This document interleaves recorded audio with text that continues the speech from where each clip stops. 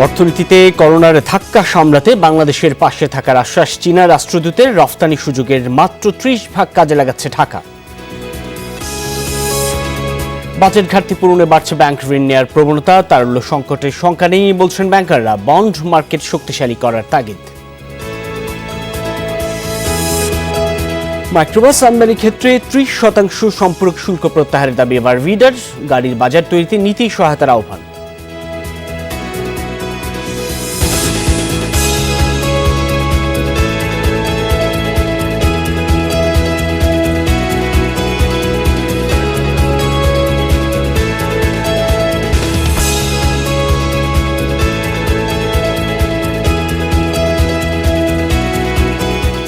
এতক্ষণ শিরোনাম দেখছিলেন, সাথে আছি আমি সাইফুদ্দিন রবিন।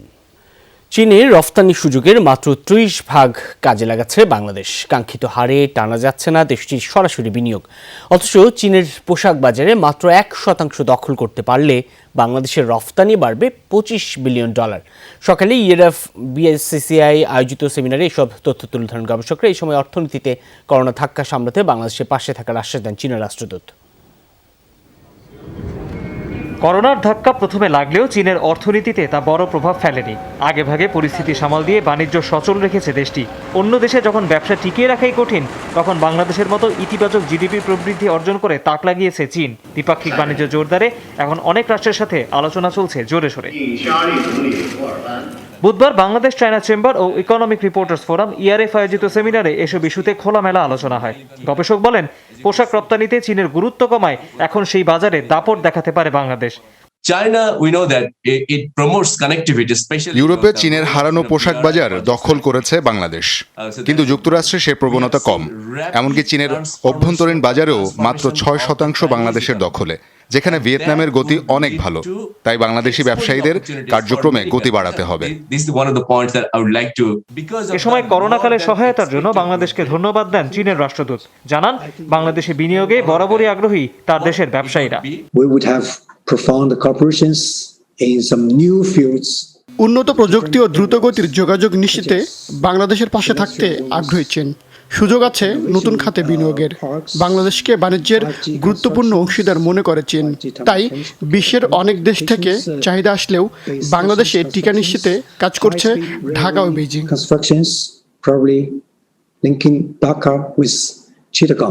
এ সময় চীনের সাথে বাণিজ্য বৈষম্য কমানোর তাগিদ দেন বাণিজ্য মন্ত্রী। Bangladesh has been a major beneficiary of মুক্ত বাণিজ্য চুক্তি কাজে লাগিয়ে চীনে বাণিজ্য ঘাটতি কমাতে চায় বাংলাদেশ। সরকার সব দেশের সাথে একই ভাবনা নিয়ে কাজ করছে। সেজন্য দরকারি সব নীতি সহায়তা দেওয়া হবে। এখন বেসরকারি খাতকেও এগিয়ে আসতে হবে। বর্তমানে চীনে ৮,২৫৬টি পণ্য রপ্তানিতে শুল্কমুক্ত সুবিধা পায় বাংলাদেশ। তৌহিদ হোসেন, যমুনা নিউজ, ঢাকা। বাজেট ঘাটতি পূরণে বড় অঙ্কের ব্যাংক ঋণ নিতে চায় সরকার। ব্যাংকিং খাতের তারল্য বিবেচনায় এর ফলে কোনো সংকট তৈরি হবে না বলে মনে করেন অর্থনীতিবিদরা। যদিও বিষয়টি নিয়ে ভিন্ন মত আছে তাদের মধ্যে। ব্যাংকাররা বলছেন, লক্ষ্যমাত্রার চেয়ে বেশি ঋণ নিলেও তারল্য সংকটের শঙ্কা নেই, বরং সরকারের স্বল্প সুদের ঋণের বড় উৎস হতে পারে ব্যাংক। তবে এজন্য বন্ড মার্কেট শক্তিশালী করতে হবে। জীবিকার বিষয়টি বিবেচনায় নিয়ে মূলত প্রস্তাবিত বাজেটে ঘাটতি 2,14,000 কোটি টাকার বেশি, যা পূরণ করা হবে দেশি বিদেশি উৎস থেকে ঋণ নিয়ে। দেশীয় উৎস থেকে 1,13,000 কোটি টাকার মধ্যে 76,000 কোটি টাকার বেশি নেওয়া হবে ব্যাংকিং খাত থেকে। ব্যাংক থেকে ঋণ নেওয়ার বিষয়ে ভিন্ন মত আছে অর্থনীতিবিদদের মধ্যে। অনেকের মতে, ব্যাংকিং খাতে অতিরিক্ত তারল্য থাকায় লক্ষ্যমাত্রা অনুযায়ী ঋণ নিলেও সংকট তৈরি হবে না। যদিও কেউ কেউ মনে করেন, অতিরিক্ত তারল্য থাকলেও করোনার কারণে কিস্তি আদায় করতে না পারায় নতুন ঋণ দেওয়ার সক্ষমতা নেই অনেকেরই। ব্যাংক থেকে ঋণ নিলে কিন্তু প্রাইভেট সেক্টর আপনার নেতিবাচক প্রভাব পড়বে, সেটাই ব্যাংকরা দিতে কিছুটা পারবে না। তাছাড়া প্যাকেজ বাস্তবায়ন আছে, অন্যান্য প্রযোজনার টাকাও ব্যাংকের মাধ্যমে দিতে হবে। ক্ষুদ্র মাঝারি এবং ছোট শিল্পের উপর, কুটির শিল্প, কারণ ব্যাংক এমনিতে তাদেরকে ঋণ দিতে চায় না। অতএব যদি তারল্য সংকট হয়, সরকার যদি ঋণ নেয় তবে তাদের উপর প্রভাব হয়, এটা মোটেও সম্মতি নয়। ব্যাংকিং খাত থেকে যত বেশি ঋণ নেবে তার একটা ক্রাউডিং আউট এফেক্ট থাকে, ব্যক্তি খাত হয়তো সেখান থেকে বঞ্চিত হয়। কিন্তু এরকম একটা সময় যখন ব্যক্তি খাত সাই ফিল করছে, ব্যাংকিং খাত থেকে ব্যক্তি খাতের জন্য যে ঋণ প্রবাহ, সেটা কিন্তু প্রবৃদ্ধি খুবই কম। সেই ক্ষেত্রে যে অতিরিক্ত তারল্য সরকার যদি সদ্ব্যবহার করতে পারে, তাহলে আমি এখানে এই সংকটকালীন সময় বড় ধরনের সমস্যা দেখি না। ব্যাংকাররা বলছেন, ব্যাংকিং খাতে নগদ টাকার কোনো সংকট নেই, তাই বাজেট ঘাটতি পূরণে এ খাত থেকে ঋণ নিলেও তারল্যের উপরে কোনো প্রভাব পড়বে না। বরং সঞ্চয়পত্র এমনকি বিদেশি উৎসের চেয়েও স্বল্প সুদে ঋণ নিতে পারবে সরকার। তবে এটিকে টেকসই করতে বন্ড মার্কেট শক্তিশালী করা দরকার। এবছর একটু বেশি এখান থেকে নেওয়ার একটা সুযোগ ছিল, কারণ বাজারে সারপ্লাস লিকুইডিটি রয়েছে, এগুলো একটা ইনভেস্টমেন্টেরও প্রয়োজন রয়ে গেছে। এখানে সঞ্চয়পত্রের ইন্টারেস্ট রেট 11, 11.5, সেখানে আপনি 1 টাকার মধ্যে আপনি এই সমস্ত টাকাগুলো সংগ্রহ করতে পারতেন। একেবারে ভ্রান্ত ধারণা, ভুল ধারণা। আপনি গভর্নমেন্ট বরোয়িং কখনো লিকুইডিটি ক্রাইসিস সৃষ্টি করে না। আপনার এই সমস্ত গভর্নমেন্ট বন্ড যেগুলো যারা হোল্ড করছে, এগুলো যদি তারা অফলোড করতে না পারে তখন একটা লিকুইডিটি ক্রাইসিস হয়, তার জন্য সেকেন্ডারি মার্কেট দরকার।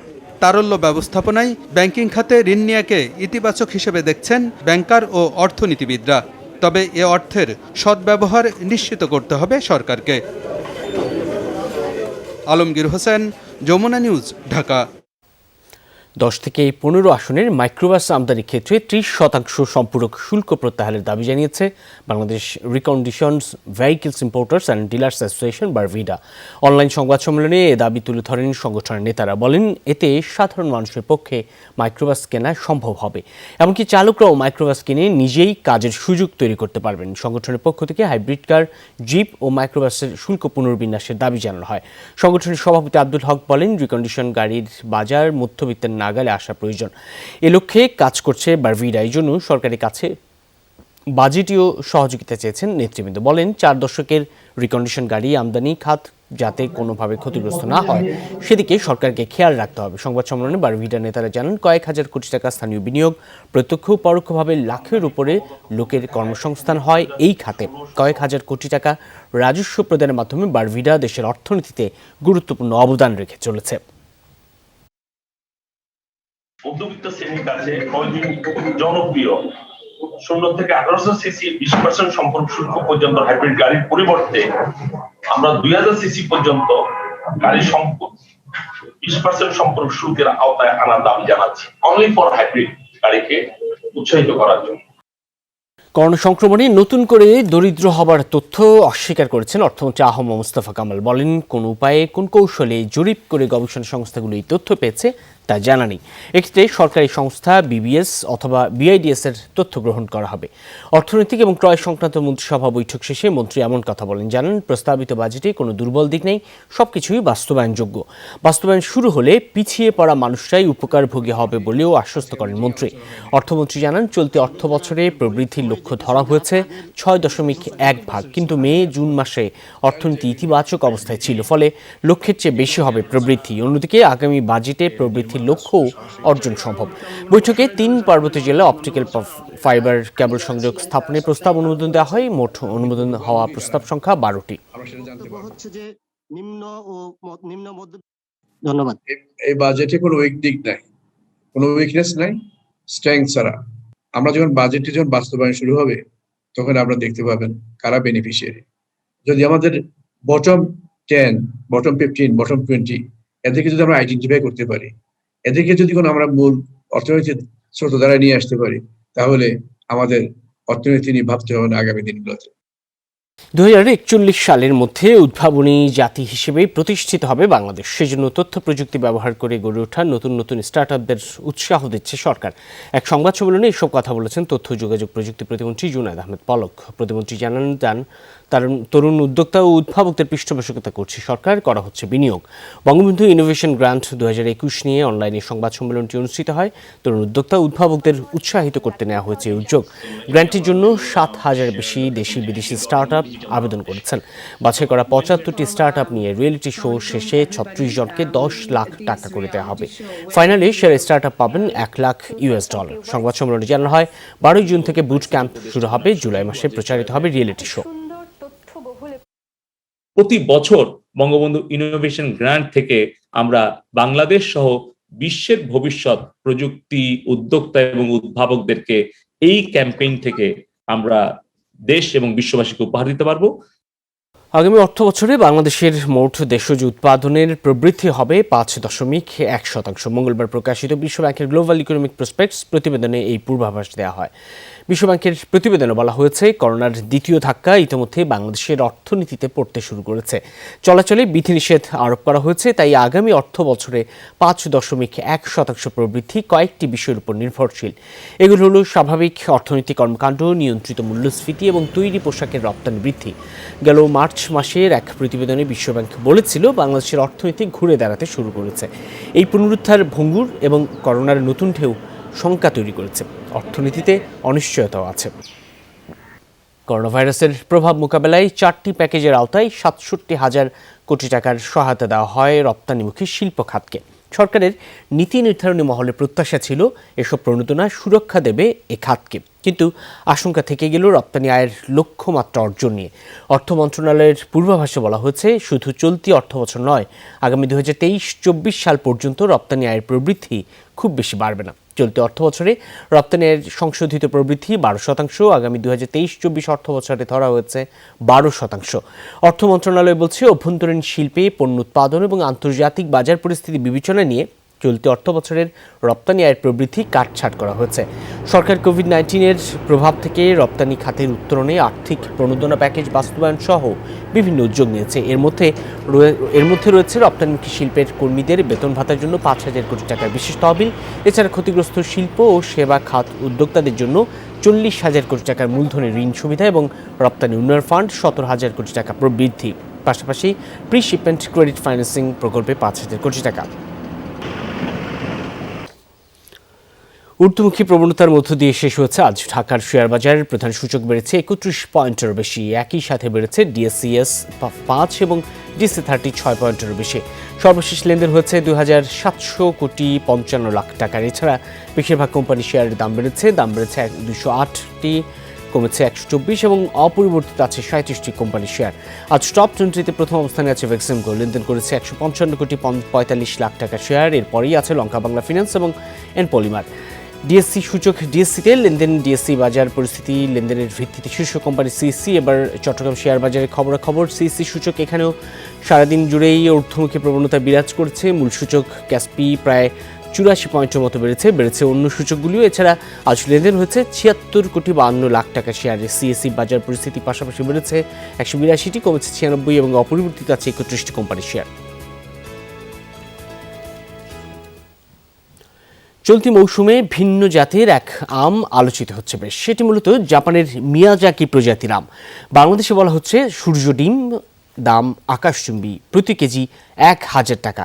খাগড়াছড়িতে বাণিজ্যিকভাবে বাগান করে সাড়া ফেলেছেন 2 চাষি। এই আমটি জাপানে মিয়াজাকি নামে পরিচিত। বাংলাদেশে বলা হচ্ছে সূর্য ডিম। রং, স্বাদ, গন্ধ সাধারণ আমের চেয়ে একেবারেই ভিন্ন। খাগড়াছড়ির মহালছড়ি উপজেলার ধুমনিঘাট এলাকায় পাহাড়ের ঢালুতে 60 শতক আয়তনের বাগানে বাণিজ্যিকভাবে বিদেশি প্রজাতির এই আম চাষ করেছেন লাসিমং চৌধুরী। তার বাগানে রয়েছে 120টি গাছ। 2017 সালে জাপান থেকে আনা চারা সংগ্রহ করেন পরিচিত একজনের কাছ থেকে। চলতি মৌসুমে দ্বিতীয়বারের মতো ফলন তুলেছেন তিনি। পাইকার ও খুচরা ক্রেতারা বাগান থেকে আম কিনে নিয়ে যান। দাম প্রতি কেজি 1,000 টাকা। কনজুমার আছে, ওনারা কিন্তু আমার বাগান থেকে এইগুলো কিন্তু আপনার অনলাইন এবং ফোনের মাধ্যমে ওনারা কালেকশন করে নিয়ে যায়। এ মৌসুমে তার আয় প্রায় 10 লাখ টাকা। বিশ্বের সবচেয়ে দামি আম হিসেবে পরিচিতি পাওয়া সূর্য ডিমের চাষাবাদ ছড়িয়ে দেওয়ার ইচ্ছা তার। মিষ্টতা, তারপর হচ্ছে আপনার গন্ধ, আপনার ফ্লেভার সবকিছু কিন্তু মানে অন্যান্য জাত থেকে কিন্তু এটা কিন্তু আপনার সম্পূর্ণ ডিফারেন্স একটা জাত। কমলছড়ির নতুন পাড়ায় 50টি গাছ নিয়ে সূর্য ডিম আমের বাগান করেছেন মংসেতু চৌধুরী। এ পর্যন্ত বিক্রি করেছেন 300 কেজি।